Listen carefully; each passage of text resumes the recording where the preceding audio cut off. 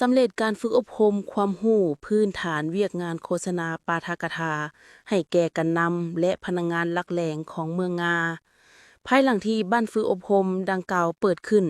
ที่สโมสรของเมืองและได้ดำเนินไปเป็นเวลา2วันครึ่งนับแต่วันที่15หาวันที่17เดือนตุลา2025ตลอดระยะการดำเนินการฝึกอบรมโดย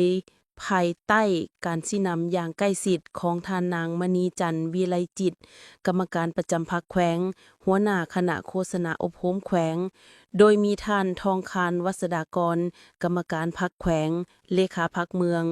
มีบรรดาท่านคณะประจำพรรคเมืองกรรมการพรรคเมืองโฆษณาอบรมแขวงและคณะโฆษณาอบรมศูนย์กลางพรรคคณะรับผิดชอบเข้าร่วมทั้งหมด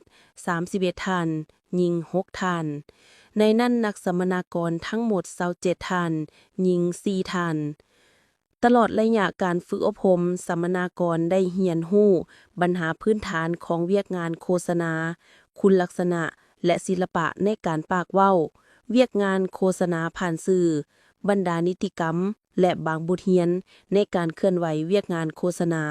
นอกจากนั้นยังได้เรียนรู้เกี่ยวกับการกักเกียมเอกสารก่อนขึ้นปาฐกถาการฝึกอบรมครั้งนี้วิทยากรขั้นแขวงและศูนย์กลางได้ขึ้นบรรยายอธิบายชี้แจงด้านทฤษฎีติดพันกับการแลกเปลี่ยนสนทนาระหว่างครูฝึกและนักสัมมนากรภายหลังสำเร็จด้านทฤษฎีแล้วคณะรับผิดชอบได้จัดแบ่งนักสัมมนากรเป็นกลุ่มค้นคว้ากลุ่มละ1หัวข้อรวมทั้งหมดมี4กลุ่มและต่างหน้าแต่ละกลุ่มได้ขึ้นทดลองปาฐกถาตัวจริงสำหรับการฝึกอบรมเทื่อนี้สามารถสรุปตีราคาความรับรู้เข้าใจของนัมมนากรกวมเอา 98% ในนั่นบทเรียนเกี่ยวกับพื้นฐานของเวียกงานโฆษณาเข้าใจดี 100%คุณลักษณะและศิลปะในการปากเว้าเข้าใจดีกวมเอา 100%โฆษณาผ่านสื่อเข้าใจดีกวมเอา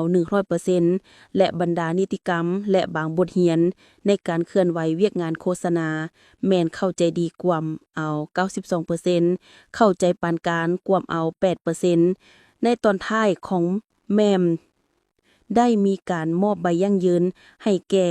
สัมมนากรจำนวน31ท่านให้เกียรติมอบโดยท่านนางมณีจันทร์วิไลจิตรกรรมการประจำพรรคแขวงหัวหน้าคณะโฆษณาอบรมแขวงวิ